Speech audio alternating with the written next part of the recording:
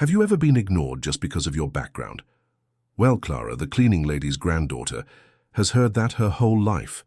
But what no one knew is that while cleaning the offices of one of the richest men in the country, she was learning something that would change everything.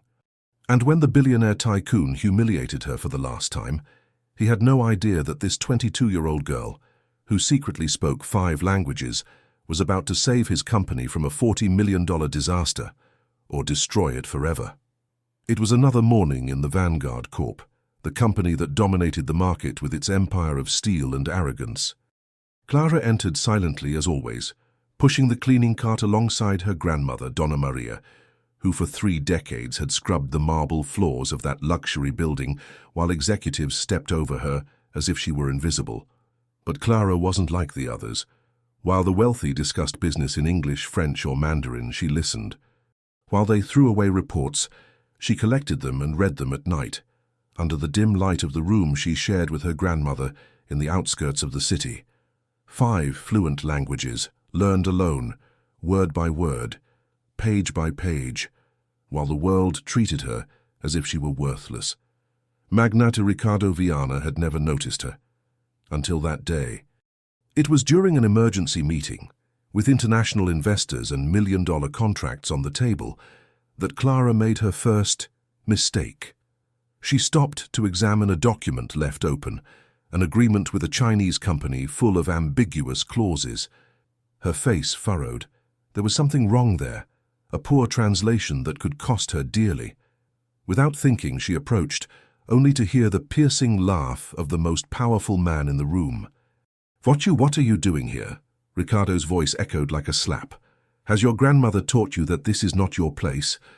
Eyes turned to her, some with pity, others with disdain. Clara felt heat rise up her neck, but she didn't look down. She knew what the paper said. She knew that if signed like that, Vanguard would lose everything. "Sir, there's an error in Clause 3, he said, his voice steady despite his trembling hands. "The Mandarin translation is incorrect. They're asking—" "Shut up," Ricardo interrupted her, throwing the document on the table. "You think you understand business, girl? Your grandmother cleans the floor, not teaches economics. Get out before I call security." The room laughed. Clara swallowed the humiliation, but didn't back down. Because she knew, and when, hours later, the Tycoon's phone rang with the news that the Chinese client had backed out of the deal because of that same mistake, something inside him snapped. Not because of the loss of money, but because of the shame of having been contradicted by someone he considered less than nothing. "You," he pointed at Clara, his eyes burning with anger. "If you're so smart, folded that. But if it fails, your grandmother is fired." The challenge was thrown down, and Clara, with only 24 hours to act, a sick grandmother at home, and an entire empire against her, would have to prove that talent doesn't choose a surname. But what no one expected was that, in doing so, she would expose secrets that would make the Tycoon regret having underestimated her. What can a cleaning lady and her granddaughter do against a man who controls everything? The answer was about to shock the world. Are you ready to see how this story ends? Because when power meets determination, someone always gets destroyed. If you enjoy stories of overcoming adversity, justice, and unexpected twists and turns, don't miss out. And don't forget, like, subscribe, and hit the bell so you don't miss the next chapter, because this is just the beginning. Clara left the room with her hands clenched, her fingers marking her palms as if to store her anger and turn it into something useful. The executive's laughter still echoed in her ears, mixed with the sound of her own hurried footsteps down the cold marble corridor. She didn't cry. Not there, not in front of them. But when she entered the service bathroom, she leaned against the wall and let the air escape her lungs, as if she'd been punched in the stomach. She looked at herself in the stained mirror above the sink, dark eyes shining with a determination she didn't even recognize, hair tied in a messy bun, her uniform shirt too tight at the shoulders, as if even her clothes wanted to remind her of her place. "Your place," the Tycoon's words hammered in his head. "Your grandmother cleans the floor, not teaches economics." As if her blood were less red, as if her brain worked worse just because her grandmother wore an apron and not a designer suit. But Clara knew something they didn't. She understood that contract better than anyone in the room, and now he had just 24 hours to prove it. The clock on the wall read 10:23. She pulled her cell phone from her pocket, a simple device with a cracked screen and a perpetually low battery, and opened the photos she'd surreptitiously taken of the document. 5 languages, 5 versions of the same text, and a clause that, if left uncorrected, would make Vanguard Corp losing not only the $40 million, but also the trust of one of their biggest Asian partners. The mistake wasn't just a bad translation. It was a trap. Someone I wanted that this deal would go wrong. And if she didn't act, Donna Maria would pay the price. The Tycoon wouldn't think twice about firing her just to save his own reputation. Clara couldn't let that happen. At noon, while the executives ate lunch at expensive restaurants, she sat on the floor of the cleaning supplies warehouse, surrounded by buckets and rags, and opened the notebook she carried in her bag. Notes, translations, words underlined in red. She had spent nights studying those terms, comparing versions, learning not only the languages but also how powerful men used them to deceive each other. Her finger glided over the pages until she found what she needed. Clause 3, the same one she had pointed out to Ricardo Viana. In Mandarin, the sentence was clear. In case of non-compliance, the Brazilian party will bear 120% of the losses. In the Portuguese translation, however, it was written only proportional fine. It wasn't a mistake, it was sabotage. Someone within the company wanted the Vanguard broke. But who and why? She needed more information, and for that, she'd have to return to the Tycoon's office. At 2 p.m., when most of the employees were already returning from lunch, Clara took a chance. Using the cleaning cart as an excuse, she entered the executive floor. The hallway was empty, except for the security guard at the entrance, who barely glanced at her. After all, who would suspect a cleaning lady? She passed the half-open door to Ricardo's office and saw he was on the phone, his voice low, tense. "No, not yet. Distrust your welcome. She's nobody, just a girl." Clara froze. She? Who was he talking about? Before she could hear more, a noise at the end of the hall made her flinch. She couldn't be caught eavesdropping, not now. But I had heard enough to know something was very wrong. At 4 p.m., Donna Maria's phone rang. It was the clinic. Her grandmother had fallen ill again. High blood pressure, dizziness. Clara felt her world collapse. She couldn't fail, not when her grandmother depended on her. But how could she fix a contract she couldn't even access? How could she prove herself right without being ignored, or worse, silenced? It was then that she remembered the Chinese client, Mr. Li, the man who had backed out of the deal. If she could speak to him directly, perhaps she could explain the error and buy time. But how? She didn't have his number. She didn't even have an email address. What he had was a name, and dial-up internet at the internet cafe on the corner. He rushed there as soon as work ended, his fingers flying over the dirty computer keyboard. You searched for Li Wei, CEO Shanghai Industries. Nothing useful in the first few results. Until on the 3rd page, you found an old interview from 2 years ago in which he mentioned his love of opera. And in the footer, the name of a theater in Shanghai where I used to go. A hunch. A ray of hope. Clara didn't hesitate. She used her last savings to buy credit on an international calling app. Her heart was pounding so hard, she barely heard the dial tone. When a voice answered in Mandarin, she took a deep breath and spoke perfectly fluent, as if she had been destined for this. "Mr. Li, my name is Clara. I work at Vanguard Corp, and I know you've been scammed." Silence. Then an incredulous laugh. "Are you the cleaning lady they talk about in the newspapers?" The man's voice was deep, suspicious. "No, sir. I'm her granddaughter." And before he hung up, she explained. Everything. The error in the contract, the hidden clause, the trap. She spoke as if her life depended on it, because in a way it did. Mr. Li listened. And then, after a pause that seemed to last forever, he said, "Send me the original document and the correct translation. If you're telling the truth, I'll give your company a second chance, but only if you sign the new agreement on my behalf." Clara felt her legs weaken. It was the way out, but it was also a trap. If Ricardo found out, he'd fire her on the spot. Or worse. It didn't matter. She would do it. At 7 p.m., back to the building Vanguard, she barged into Ricardo's office once again. This time, there was no one to stop her. The computers were unlocked. The files were open. With trembling hands, she corrected the clause, rewrote the document, signed it with Mr. Lee's name, forging the signature based on a photo she found online, and emailed it, copying the client's lawyer. Only then did she realize how close she was to being caught. If anyone had walked in at that moment, all would have been lost, but fate, for the first time, seemed to be on his side. At 10 p.m., while Donna Maria slept, Clara was still awake, staring at her phone screen, waiting for a sign that everything had worked, or that everything had fallen apart. That's when the email arrived. Contract accepted, but I want to meet in person the young woman who saved my business, and your bosses. She should have been relieved, but she wasn't, because at that very moment her phone vibrated with an anonymous message: "You shouldn't have touched what isn't yours." And then the lights in the building next door came on. Someone was watching her apartment. Clara held her breath. Someone knew what she had done, and they weren't going to let it go.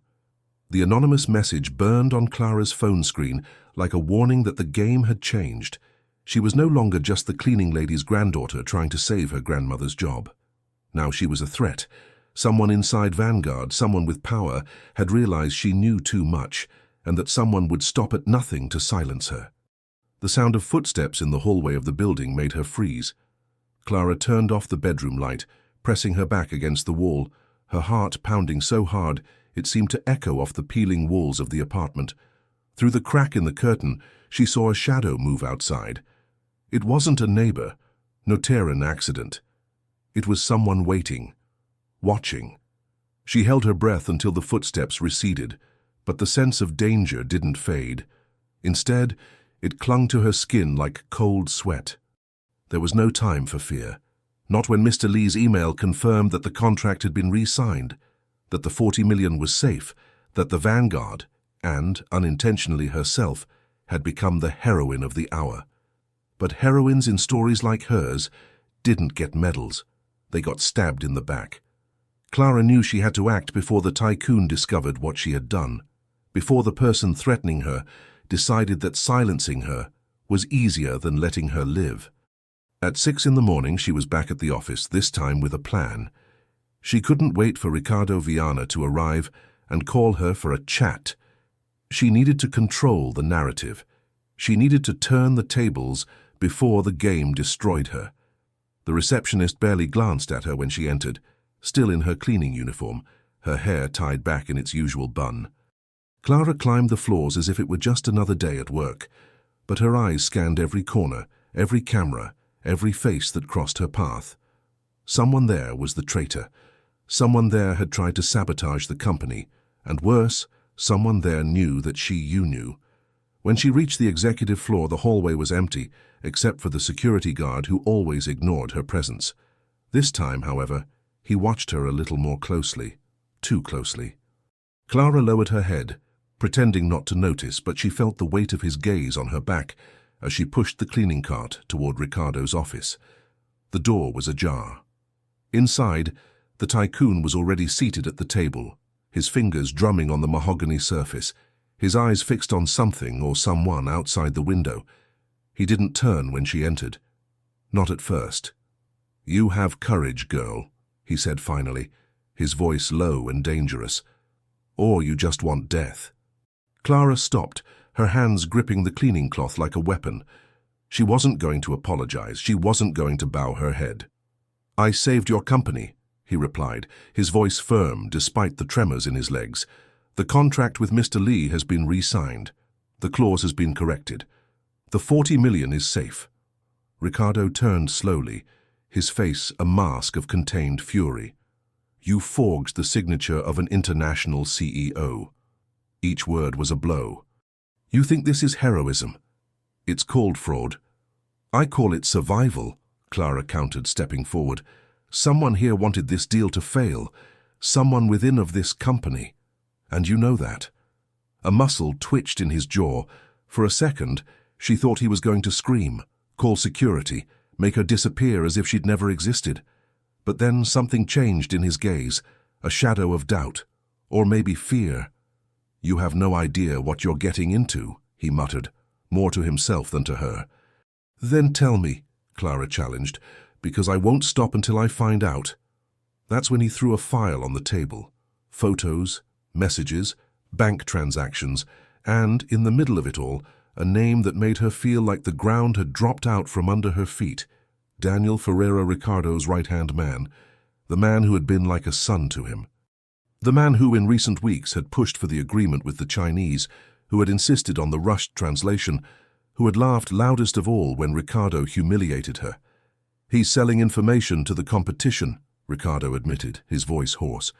"And now, thanks to you, he knows we know." Clara felt her stomach churn. Daniel Ferreira wasn't just an executive. He was the unofficial heir to the empire. Vanguard, the protected, the untouchable. "Why don't you report him?" he asked, although he already knew the answer. Ricardo laughed bitterly. "Because he has proof. Proof that I'm not as clean as I look." He leaned forward, his eyes burning into hers. "If I take him down, he takes me down with him. And you, my dear, have just become the most dangerous piece on this board." Clara swallowed hard. It wasn't about the contract anymore. It wasn't about justice anymore. It was about survival. For all of them. "What do you want me to do?" he asked, even though he knew there was no easy way out. Ricardo smiled, and that smile chilled her to the bone. "I want you to do what you already do so well," he said. "That clean up the mess. But this time, not with a rag. With your own hands." He slid an envelope across the table. Inside was a flash drive and an address. "Daniel has a meeting tonight. With our friend from the competition." His eyes were cold. "I want to know what they're going to discuss. And I want proof. If you give me this, your grandmother will never have to clean a floor again in her life. If you fail—" He didn't finish the sentence. He didn't need to. Clara took the envelope, feeling the weight of the trap in her hands. It wasn't a choice, it was a sentence. At 8 p.m. she stood outside an upscale restaurant downtown, watching Daniel Ferreira enter with a man who could only be the enemy.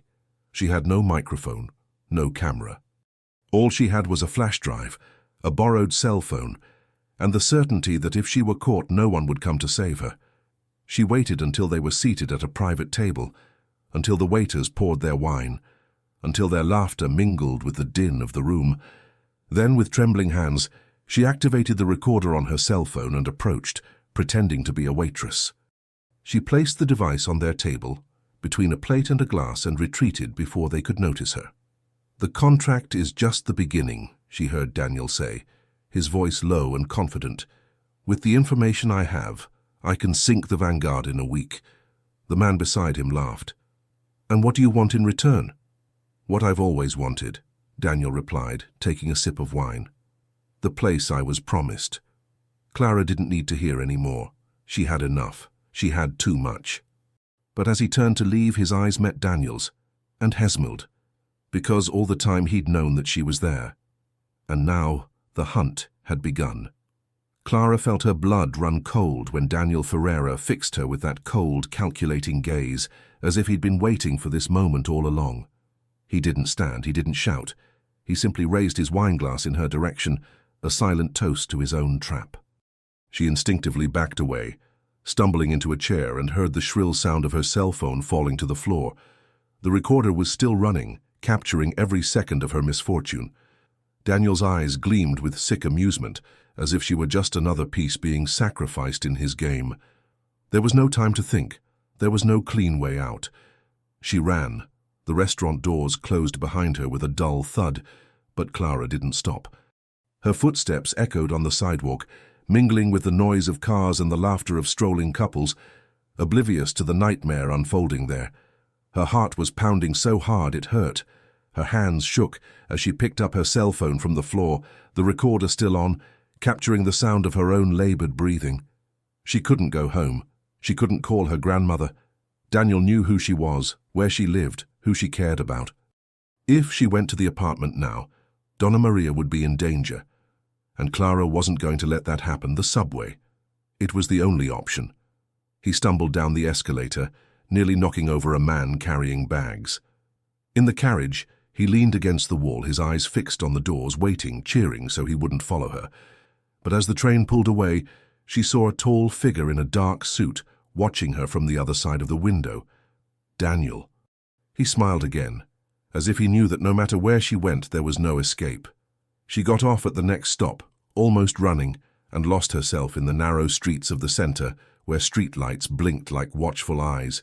She needed a plan. She needed help. But who could help her?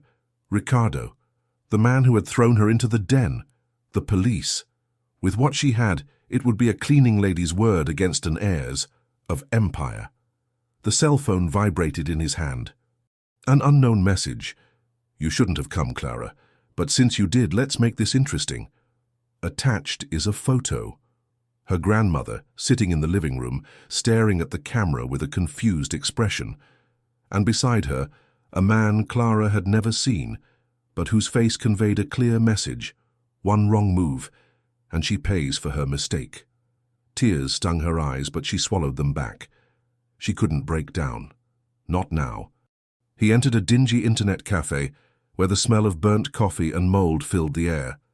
With his last change, he bought computer time. His fingers flew over the keyboard, typing Daniel Ferreira's name, searching for something, anything, that he could use against him. And that's when he found an old article from 3 years ago about a fire in a warehouse in Vanguard, a fire that had killed 3 employees. A fire that, according to investigators, had been caused by a short circuit. But in the comments hidden among conspiracy theories and insults, there was an anonymous complaint. Daniel Ferreira was there that night. He ran out with a gallon of gasoline in his hands. Clara felt a chill.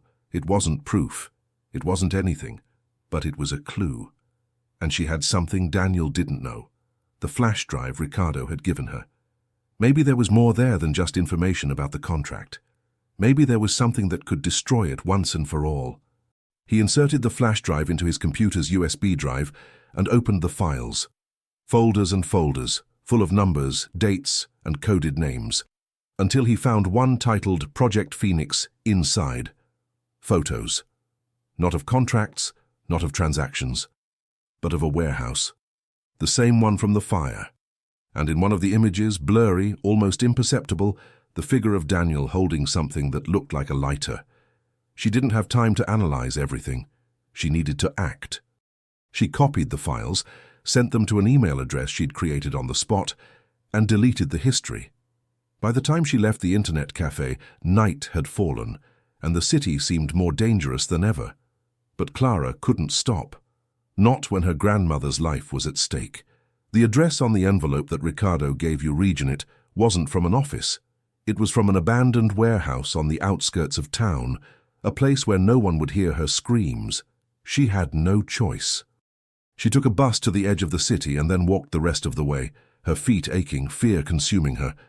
The warehouse loomed before her like a monstrous shadow, its broken windows like empty eyes. There were no lights. There were no signs of life, only silence, heavy, menacing. Inside, the smell of mildew and gasoline still lingered in the air. Clara turned on her cell phone's flashlight, the beam flickering as she made her way past stacked boxes and abandoned equipment.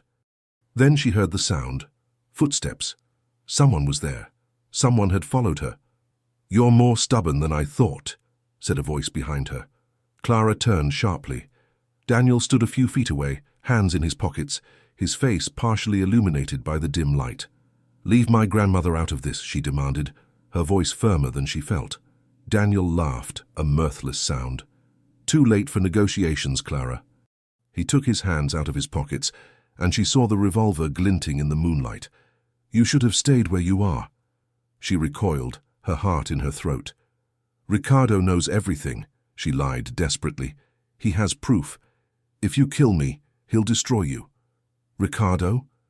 Daniel took a step forward. "Ricardo is a broken man, a puppet." Another step. "And you? You're just another piece that refuses to fall." Clara held the flash drive tightly, as if it were her last weapon. "I have proof too," he said, though he knew that if he shot, none of it would matter. Daniel tilted his head curiously. "What evidence?" She threw the flash drive on the floor between them. "It's all there. The fire, The death's you. For a second he hesitated, then slowly he bent down to pick it up. Clara saw her chance. Mail. The shots echoed through the warehouse like thunder, exploding boxes, ricocheting off the walls. She didn't look back. She couldn't.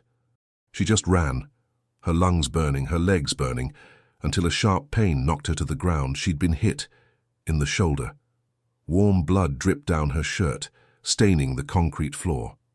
Daniel approached, the revolver still pointed at her. "Small expert," he murmured, almost in awe.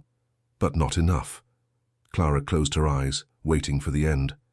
That's when he heard the sound of sirens. Distant, but getting closer. Daniel cursed, his face contorted with rage. "This doesn't end here," he spat before disappearing into the darkness. She didn't know if fainted or if only she lost track of time. When she opened her eyes again, there were police officers around her, confused voices, hands helping her up. Someone had called 911. Someone had saved her. But when he asked about his grandmother, no one knew how to answer, and Clara knew, with a certainty that chilled her to the core, that the battle was not yet over. The pain in her shoulder burned like fire, but Clara barely felt it. Her world had shrunk to a single question, repeated like a mantra as the paramedics treated her. Placed of what? Where is my grandmother? The blue lights of the patrol cars swiveled, illuminating the tense faces of the police officers who searched the warehouse as she was carried to the ambulance. One of the officers tried to calm her, saying that everything would be okay, that Daniel had escaped, that they would catch him. But Clara knew it wasn't that simple. Men like Daniel Ferreira didn't go down so easily. They always had a plan B, always had someone to do their dirty work for them. "My grandmother." She grabbed the paramedic's arm, her fingers weak but determined. "Donna Maria Suarez, she's in danger. Please." The man exchanged a look with a police officer who nodded before walking away, speaking into his radio. Clara didn't hear the response. The sound of the ambulance doors closing drowned out everything, and then the vehicle sped away, its sirens piercing the night like a cry for help. She tried to sit up, but a firm hand pushed her back onto the stretcher. "Stay still, or the bleeding will get worse," the paramedic ordered, pressing gauze against the wound. Clara gritted her teeth. She couldn't faint. Not now. "You need to call her address," he insisted, his voice hoarse. 42 Orchid Street, apartment 302. Please." The woman hesitated, but finally took out her own cell phone and dialed.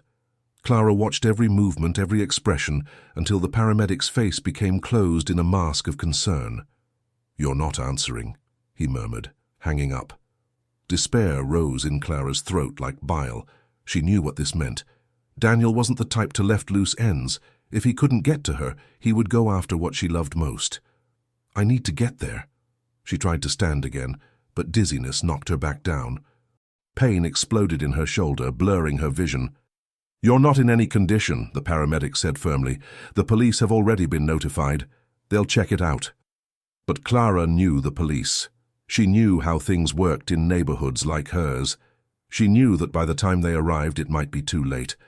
With a superhuman effort she turned and saw, through the ambulance window, the city lights approaching. The hospital was only a few blocks from her home.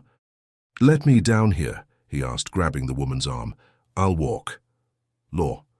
The paramedic looked at her like she was crazy, but Clara didn't give up, not when Grandma's life was at stake.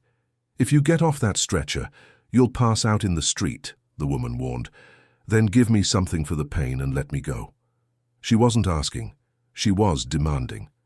After a long silence, the paramedic sighed and opened a cabinet, taking out a bottle of painkiller and a syringe.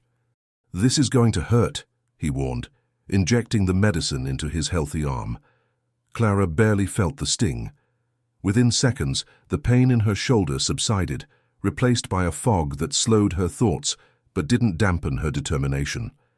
As soon as the ambulance stopped at the traffic light, she staggered to her feet and jumped into the street. She heard screams behind her but didn't look back. She just ran. She ran like she'd never run before, ignoring the burning in her shoulder, the sweat streaming down her face, the blood soaking her shirt. When he arrived at the building, the legs almost giving in, he took the stairs 2 at a time, ignoring the broken elevator. The third-floor hallway was empty, too quiet. The door to his grandmother's apartment was ajar. His heart stopped. She pushed the door open with her foot, her body tense, ready for the worst. But what she saw left her paralyzed. Donna Maria sat unharmed in the living room chair, her eyes wide with shock. Beside her, a man Clara had never seen before, in a cheap suit and a dazed expression, held a revolver in trembling hands. He turned when she entered, his face pale. "Who are you?" Clara asked, her voice a growl. I'm from the police," the man stammered, showing a badge hanging from a lanyard around his neck. "I was sent to protect you." Clara didn't believe it. Not after everything. "Who sent you?" She advanced, despite her weakness. "Mr. Viana," the man replied, raising his hands in surrender. "He said you might need help." Ricardo, after all, he had done that.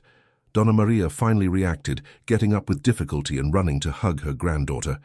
"My God, Clara!" he cried, hugging her tightly, not caring about the blood. "What happened to you?" Clara closed her eyes, smelling her grandmother's familiar scent of talcum powder and coffee. She was alive. She was safe. But it wasn't over. "We need to get out of here," Clara said, pulling her grandmother toward the door. "Now." The fake police officer, or whoever he was, didn't try to stop them. He just watched, as if he knew his mission was over. The next morning, Clara woke up in a hospital room, sunlight filtering through the blinds. Her shoulder throbbed, bandaged, and every movement was torture. But she was alive. And, more importantly, so was her grandmother. Ricardo Viana sat in a chair beside the bed, his face etched with exhaustion. He didn't smile when she opened her eyes. He simply slid an envelope onto the bedside table. "Danielle was arrested," he said hoarsely. "Thanks to the evidence you gathered, and the evidence you had saved." Clara felt no relief, just tiredness. "Why now?" he asked. "Why not before?" Ricardo looked at his own hands, as if searching for an answer he didn't have. "Fear," he finally admitted. "Fear of losing everything. Fear that if I faced him he would destroy me." He sighed. "But you weren't afraid." "I had no choice," Clara murmured. He nodded, as if he understood. "The contract with the Chinese is safe. Your grandmother will never have to work again." He pushed the envelope toward her. "There's a check inside, enough for you to start a new life, anywhere." Clara didn't touch the envelope. "And you?" he asked. "What's wrong with you?" Ricardo stood up, adjusting his jacket. "Justice," he replied simply. Finally.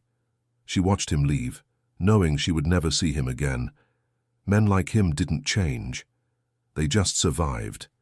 Donna Maria entered the room shortly after, carrying a tray with coffee and cheese bread. "What are you going to do now?" he asked, sitting on the edge of the bed. Clara looked out the window at the city that had almost swallowed her. She thought in I read in the contract, about $40 million. She thought about how, for a brief moment, she had been more powerful than she had imagined. "I'm going to study," he finally replied. "Law, so that no one like Daniel Ferreira goes unpunished again." Her grandmother smiled proudly, but Clara knew the path would not be easy. There was something that still bothered her, something Ricardo hadn't mentioned, the flash drive. She had left it in the shed, and if Daniel hadn't taken it, someone else might have found it, someone like Mr. Lee, or worse. When the cell phone on the table vibrated, Clara grabbed it with her good hand. An unknown message from an international number. "Congratulations, Clara. You have potential. Let's talk soon." She didn't recognize the number, but she recognized the threat. The game was not over, just changed boards. Clara stared at her phone screen, the words of the message burning in her eyes like a warning. "Congratulations, Clara. You have potential. Let's talk soon." There was no signature, no identification, but she didn't need one. She knew exactly who it was. Mr. Lee, the man who had saved her, Vanguard, who had believed in her when no one else did. And now he wanted something in return. She felt a chill run down her spine, despite the heat of the hospital room. It wasn't a direct threat. It wasn't an order. Worse, it was an invitation. An invitation to a world where men like Daniel Ferreira and Ricardo Viana were mere pawns, and where true power moved in the shadows, amid contracts, secrets, and purchased loyalties. A world she could no longer escape. Donna Maria, sitting beside her, didn't notice the change in her expression. She was busy recounting the visitors they'd received, journalists, lawyers, even a university representative offering Clara a full scholarship. Everyone wanted a piece of the story of the cleaner's granddaughter who saved an empire, but Clara knew the real story was far more dangerous and far more valuable. "You should accept it," her grandmother said, interrupting her thoughts. "This scholarship, this chance, you deserve it." Clara smiled, but it didn't reach her eyes. She deserved it, yes. She deserved peace. She deserved safety. She deserved a life away from those dirty games where people were used and discarded like chess pieces. But the problem was, now, she knew too much, and those who know too much are never left out of the game. "I'll accept," he finally replied, "but not for me, for you." Donna Maria squeezed his hand, her eyes shining with unshed tears. "You've always been my hero," he murmured, even before everyone knew it. Clara swallowed the lump in her throat. Heroine. That word sounded strange. She didn't feel like a hero. She felt like a survivor. And survivors don't have the luxury of choosing their battles. They can only choose how luta the. 3 months later, Clara sat in the front row of a packed auditorium, wearing her graduation uniform from law school. Her grandmother, elegant in a dress Clara had bought with part of the money from Ricardo's check, smiled proudly beside her. The journalists' cameras flashed like shooting stars, capturing every moment. Her story had become legendary. The girl who defied a tycoon, exposed a traitor, and saved a $40 million company. But no one knew the price she had paid. No one knew about the sleepless nights, the nightmares, the cryptic message she received every week, always from the same unknown number, always with more information about powerful people, always with the same implication. You can use this, or you can be used by this.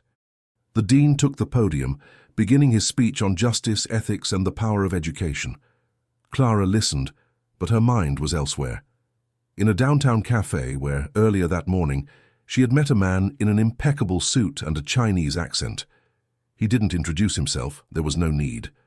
"You have a gift, Clara," Mr. Lee said, sliding an envelope across the table. Inside, photos, names, dates. Evidence of corruption that could shake not only the vanguard, but companies all over the world. People like you are rare. People who understand how the world really works. She didn't touch the envelope. "What do you want?" he asked directly. Mr. Lee smiled, as if he had been waiting for that question. "Same as you," he replied. "Justice. But the kind of justice you don't find in the courts. The kind of justice you get with information. You want me to be your spy." Clara was not naive. "I want you to be mine, partner," he corrected. "Someone has to hold the reins of this world. Why not us?" Clara looked at the photos, face after face of men and women she recognized from newspapers, from news stories, from scandals that were never thoroughly investigated. Untouchable people. Until then. "What if I say no?" he challenged, even though he already knew the answer. Mr. Lee took a sip of his tea calmly. "So you go back to your life. Your grandmother is still safe. You're still everyone's hero." He paused. "But we both know you won't say no, not after everything you've seen, not after everything we've done." He knows. She didn't answer. Not there. But when she left the cafe, the envelope was in her purse. Now, as the dean spoke, Clara felt the weight of that envelope like a sentence. She could destroy it. She could burn it all and try to forget. She could pretend she'd never seen the faces of those who truly controlled the world. But then she thought of Donna Maria. She thought of all the people like her, crushed by the system, ignored, exploited. She thought of how, with that information, she could change things. Not in the right way, not in the legal way, but in a way that worked. When her name was called, she stepped onto the platform to deafening applause. She smiled for the cameras, accepted her diploma, and hugged her grandmother. But deep down, she knew this wasn't the end. It was a beginning. That night in her small apartment, paid for with the money Ricardo had left, Clara opened the envelope again. This time, Not with fear. This time, with a plan. She wouldn't be a pawn. She wouldn't be a victim. If the world era dirty board, she would learn to play, and she would win. A year later, newspapers carried the headline, "Global Scandal. CEO of multinational company arrested for corruption after leaked documents. No mentioned Clara. No mentioned Mr. Lee." But she knew those were the first pieces she'd moved, and they wouldn't be the last. Donna Maria, now the owner of a small neighborhood bakery, smiled as she served coffee to customers, unaware that her granddaughter had become one of the most dangerous and powerful women in the city.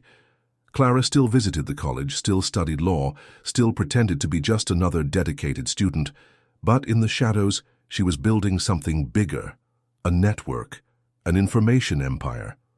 An army of people like her, who had been underestimated, humiliated, but who now had the chance to turn things around. And when she finally got the call she'd been waiting for, a familiar voice on the other end, trembling with fear, she knew the time had come. "Clara," Ricardo Viana's voice sounded broken. "I need your help." She didn't smile. She didn't boast. She just replied, "I know," because, in the end, justice wasn't about being good or bad. It was about being expert. And Clara had learned from the best. And you, are you ready for the next story? If you like this script full of twists, justice and power, don't forget to enjoy, subscribe in the channel, and activate the bell so you don't miss the next videos. Because this is just the beginning of a journey where no one is who they seem, and where the real battle is yet to come. See you soon.